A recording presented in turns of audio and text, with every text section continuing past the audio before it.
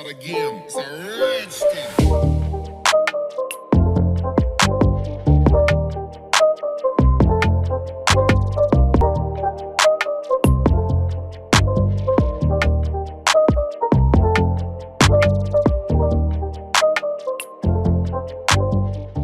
Bonjour et bienvenue à tous.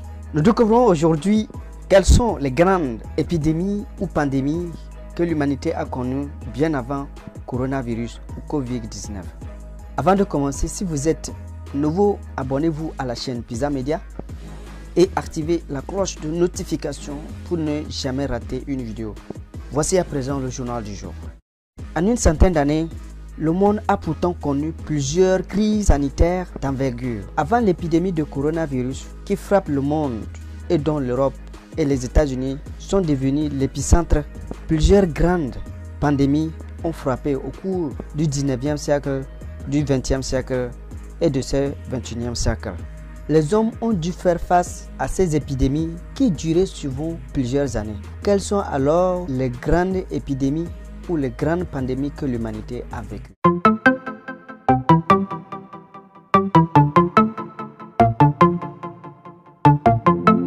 La pandémie de choléra, considérée comme la plus dévastatrice des grandes pandémies historiques, le choléra a sévi de 1852 à 1860.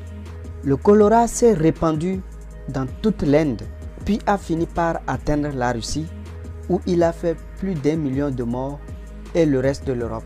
Le choléra est causé par une bactérie appelée Vibrio cholerique qui se transmet par les mains souillées aux excréments et provoque de violentes diarrhées qui peuvent entraîner la mort par déshydratation en quelques heures. Le choléra est une infection intestinale provoquée par l'ingestion d'aliments ou d'eau contaminée. Il provoque de violentes diarrhées, parfois accompagnées de vomissements. En l'absence de traitement, cette infection très contagieuse peut tuer en quelques heures. L'OMS estime que plusieurs millions de personnes contractent le choléra annuellement. C'est aujourd'hui que l'Afrique est la principale victime de la 7e pandémie connue, le choléra, qui a débuté l'Indonésie en 1961.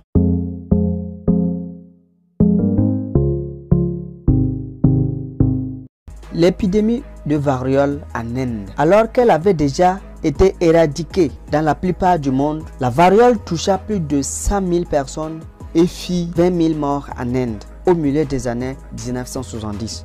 Cette maladie infectieuse très contagieuse, propre à l'espèce humaine, provoque une éruption cutanée très caractéristique, une fièvre élevée, de la fatigue ainsi que des maux de tête et de dos.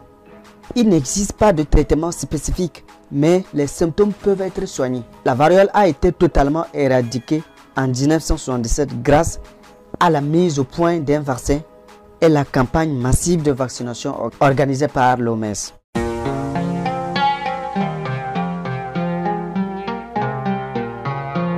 La tuberculose. La tuberculose est l'une des 10 premières causes de mortalité dans le monde. Elle est due à une bactérie qui touche le plus souvent les poumons. Les symptômes courants sont une toux accompagnée d'expectoration sanguinolente, des douleurs thoraciques, un état de faiblesse, une perte d'appétit, de la fièvre et des sueurs nocturnes. Elle se transmet d'une personne à l'autre par voie aérienne lorsque la personne infectée tousse, éternue ou crache. En 2015, 1,8 million de personnes sont mortes de la tuberculose et 480 000 personnes ont développé une tuberculose multirésistante. On peut traiter et soigner la tuberculose à l'aide d'un traitement antibiotique.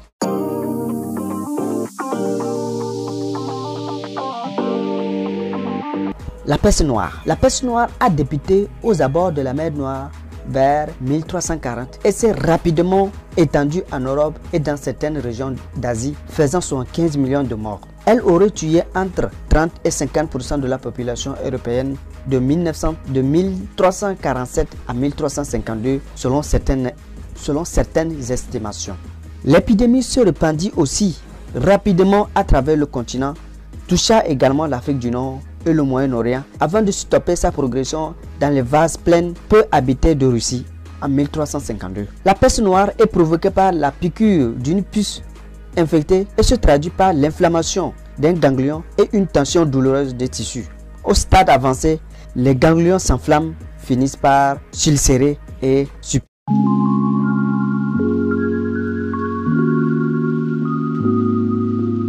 La peste de Justinien.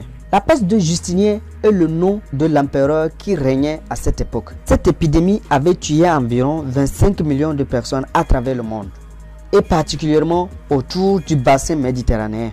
L'épidémie aurait débuté en Égypte en 541 pour rejoindre ensuite le pourtour méditerranéen suivant la voie du commerce. Comme aujourd'hui, coronavirus qui a suivi également la voie du commerce débutant en Chine a fini par répandre dans le monde entier.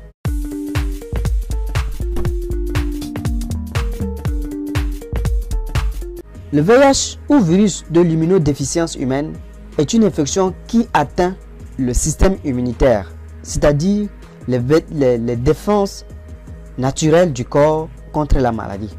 Les premiers signes de l'épidémie sont apparus à la fin des années 1970 en Amérique du Nord. Le VIH peut se transmettre par le contact étroit et non protégé avec les liquides organiques d'un sujet infecté, par exemple le sang, le lait maternel, le sperme et les sécrétions vaginales. Il n'existe pas de moyen de guérir de cette infection, mais des traitements à base de médicaments antirétroviraux peuvent permettre aux personnes atteintes de mener une vie normale. À ce jour, le VIH a fait plus de 36 millions de morts et continue d'être un problème majeur de la santé publique.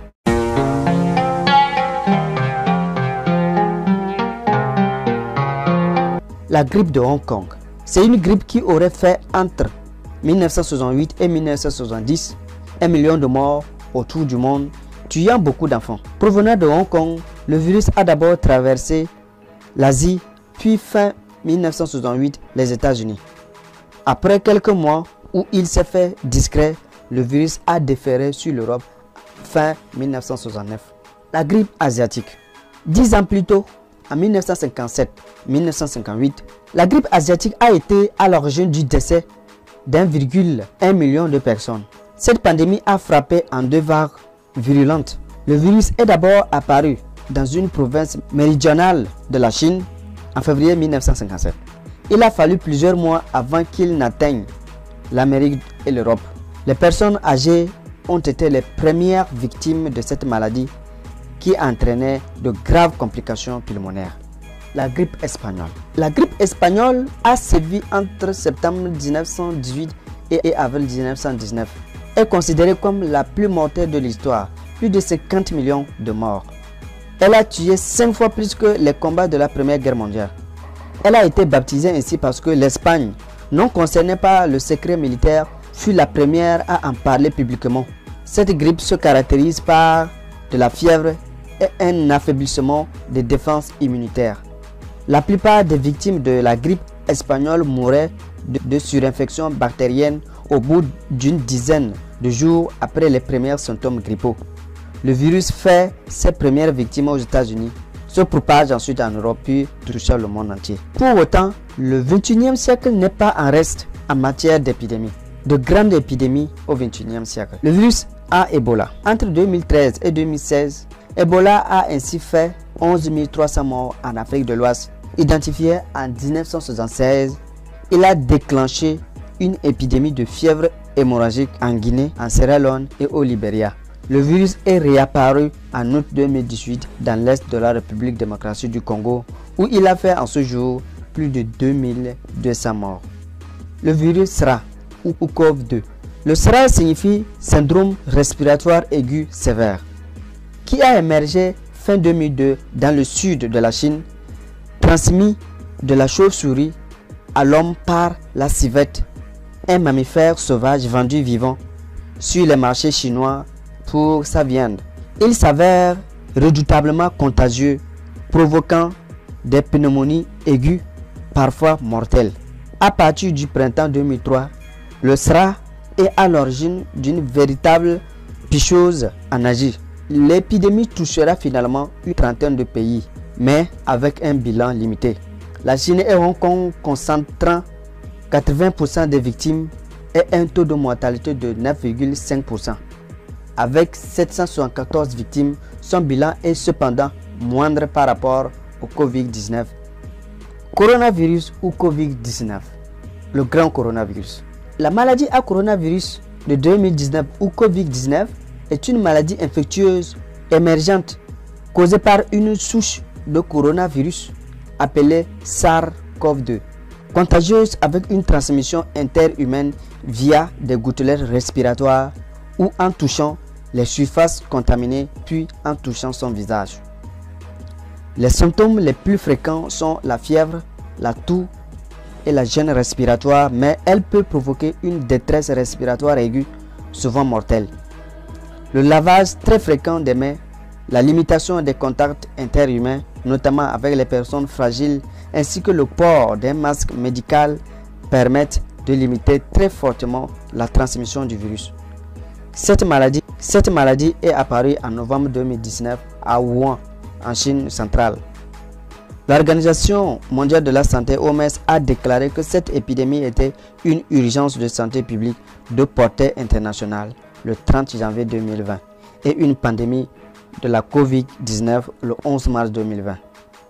Elle se propage ensuite en Corée du Sud, au Japon, en Iran, en Europe, récemment en Afrique. Les personnes touchées peuvent ressentir les symptômes suivants: écoulement nasal, mal de gorge, toux, fièvre, difficultés respiratoires.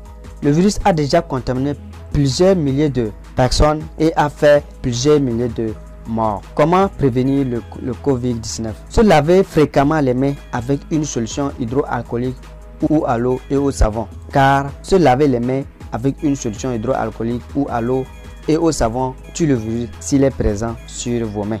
Maintenir une distance d'au moins 1 mètre avec les autres personnes, en particulier si elles touchent, éternuent ou ont de la fièvre, car lorsqu'une personne est infectée par un virus respiratoire comme la Covid-19 tousse ou éternue, elle projette de petites gouttelettes contenant le virus. Si vous êtes trop près, vous pouvez inhaler le virus. Évitez de toucher les yeux, le nez et la bouche, car les mains sont en contact avec de nombreuses surfaces qui peuvent être contaminées par le virus. Si vous touchez les yeux, le nez ou la bouche, vous risquez d'être en contact avec le virus présent sur ces surfaces. Respectez les règles d'hygiène respiratoire, c'est-à-dire se couvrir la bouche et le nez avec le pli du coude ou avec un mouchoir en cas de toux ou d'éternuement. Jetez le mouchoir immédiatement après dans une poubelle fermée et se laver les mains avec une solution hydroalcoolique ou à l'eau et au savon. Se couvrir la bouche et le nez en cas de toux ou d'éternuement permet d'éviter la propagation des virus et autres agents pathogènes.